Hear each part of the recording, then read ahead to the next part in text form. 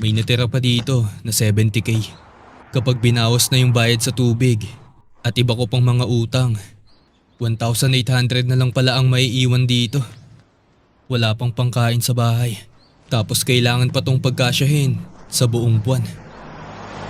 Pochita, ang pagkain natin ngayon, isang pirasong tinapay lang. Hoy, aso! Sa'yo na tong 100 pag nakain mo tong sigarilyo. Ha? O sige ba, kakainin ko yan.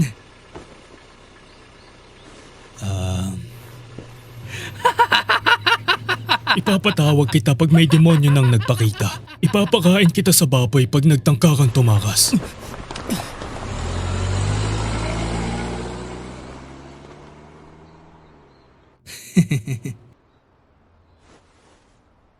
Bleh. Sapat na yun sa pangkain natin.